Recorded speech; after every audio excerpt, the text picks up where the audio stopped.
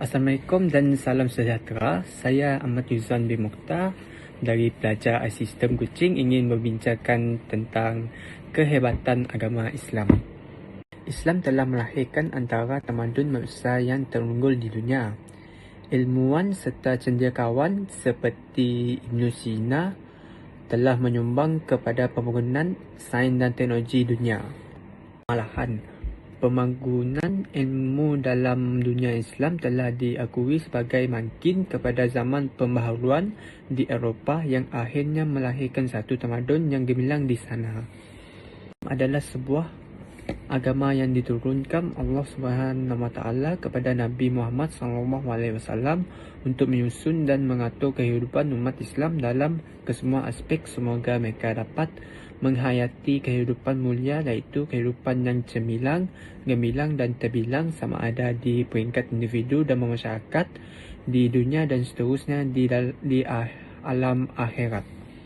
Bahkan perutusan Nabi Muhammad SAW dengan agama Islam adalah dengan tujuan yang amat besar. Subhanahu wa ta'ala berfirman di dalam Al-Quran dengan maksud, dan tiadalah kami mengutuskan engkau, wahai Muhammad, melainkan untuk menjadi rahmat bagi sekian alam. Perkataan Islam berasal dari bahasa Arab artinya sejahtera, aman, harmoni, dan dirujuk dari istilah memberi makna menyerah diri kepada Pencipta yang Maha Berkuasa dengan mentauhidkan dengan penuh keyakinan serta melaksanakan segala suruhan dan meninggalkan larangannya. Maksud Islam ialah agama ciptaan Allah yang lengkap lagi sempurna dengan segala peraturan dan undang-undang yang mengangkumi penyusunan kehidupan manusia, baik yang mengenal orang perseorangan, kekeluargaan, kemasyarakatan dan kenegaraan, sekaligus menghubungkan manusia dengan Tuhan dan manusia dengan alam sejagat bagi menjamin kesejahteraan, keselamatan, kesempurnaan dan kebahagiaan di dunia dan di akhirat. Iman pula berasal daripada kata dasar al-aman yang bermaksud aman, iaitu tiada rasa takut. Pengertian iman dari segi istilah ialah mempercayai Allah Subhanahu Wa Taala dan Rasulnya dengan pengucapan lidah dan kepercayaan dalam hati tanpa rasa syak dan ragu. Manakala ihsan pula ialah lawan kepada kalimah isaah, berbuat jahat.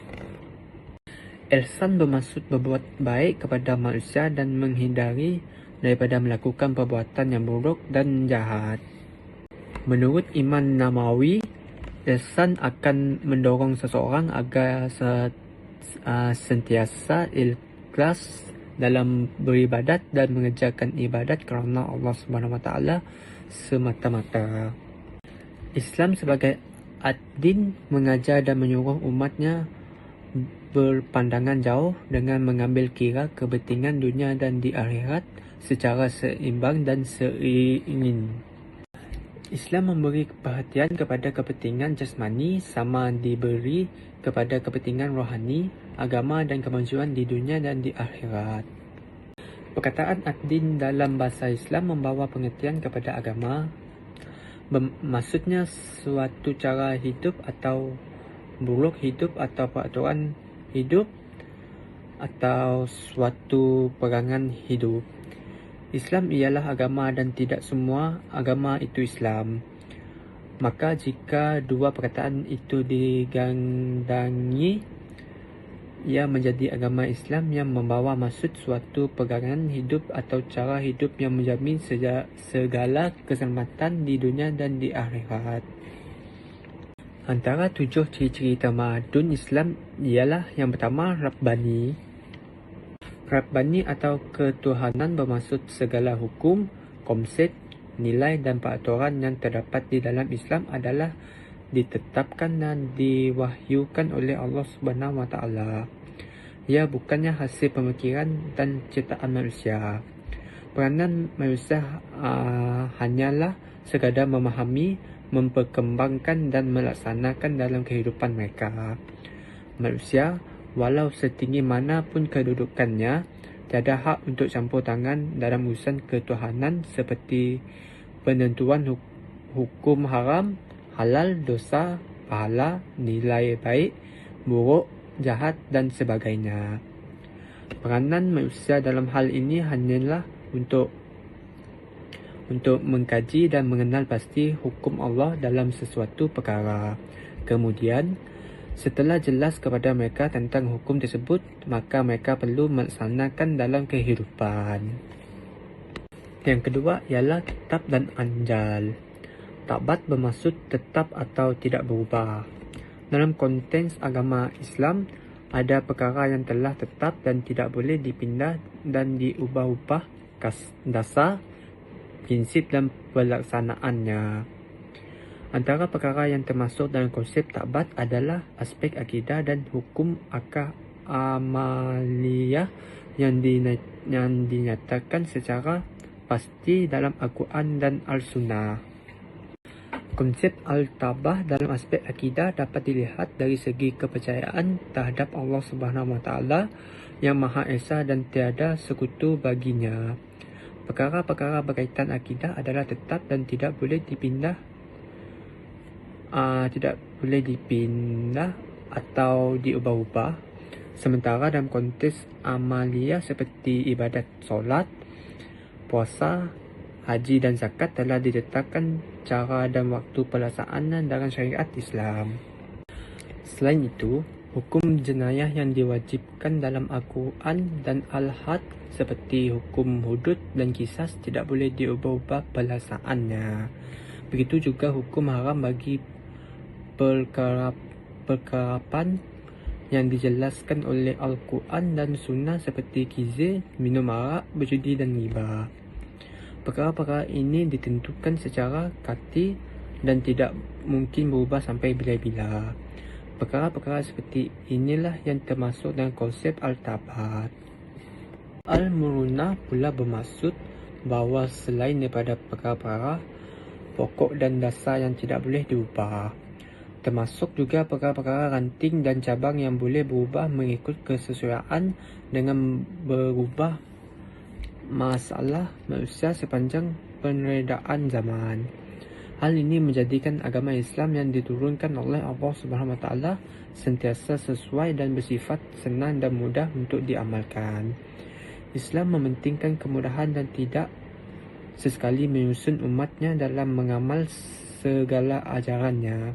Sebagai contoh, solat adalah wajib dan perlu dilaksanakan mengikut ketetapan rukun.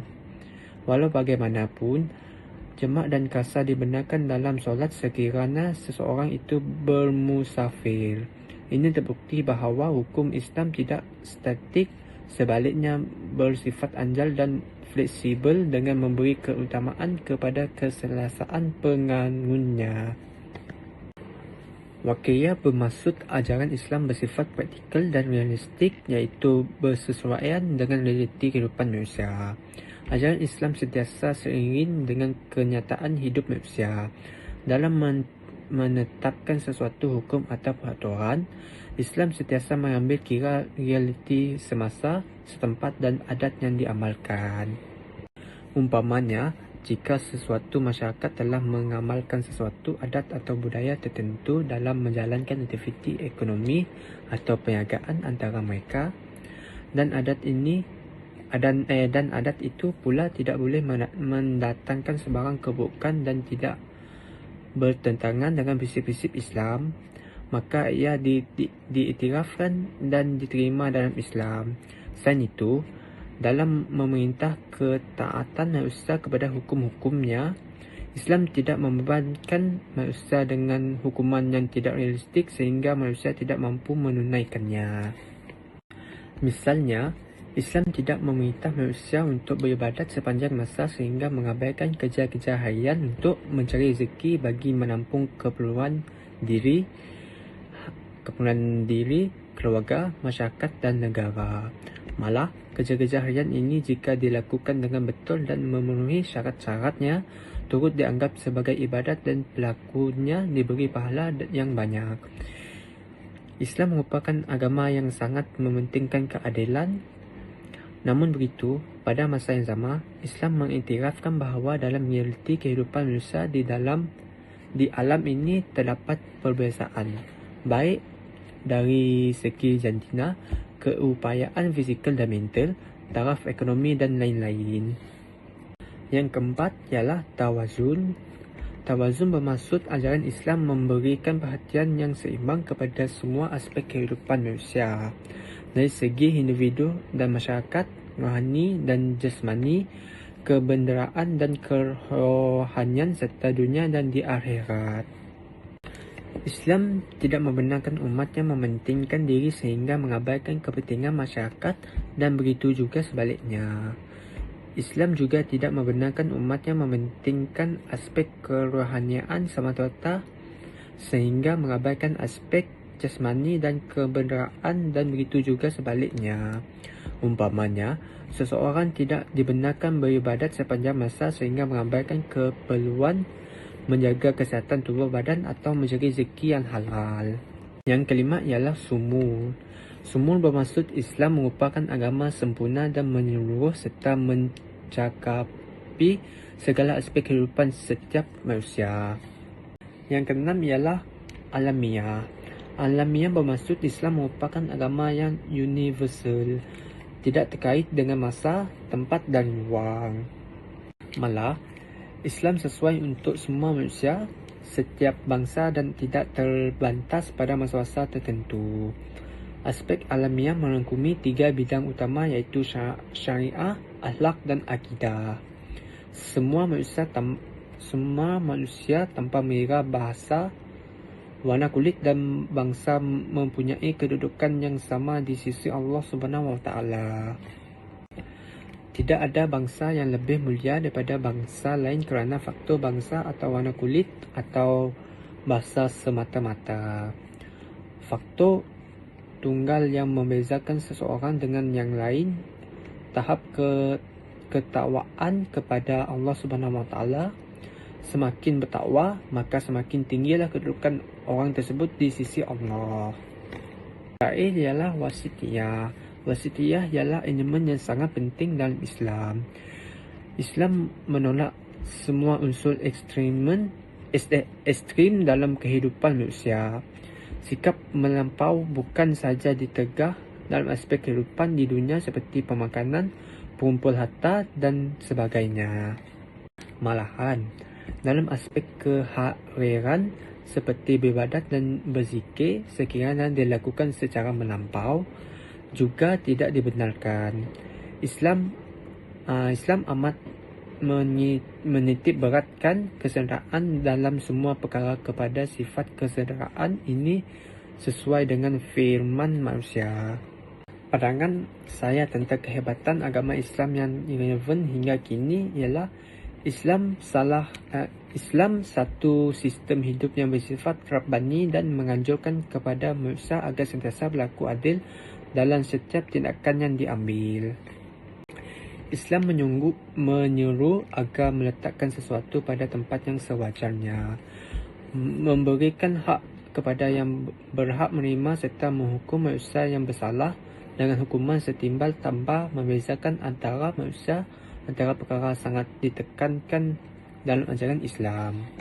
Kesimpulan, Islam merupakan agama yang benar kerana ajaran Islam bersifat komprehensif, membahas masalah-masalah manusia baik dunia ataupun akhirat.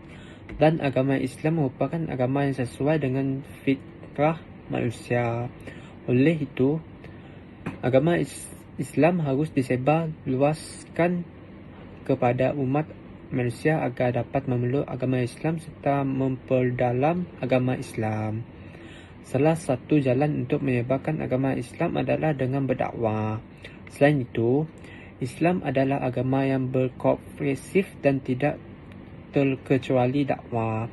Islam juga telah memberi gambaran bagaimana cara atau mood dalam berdakwah.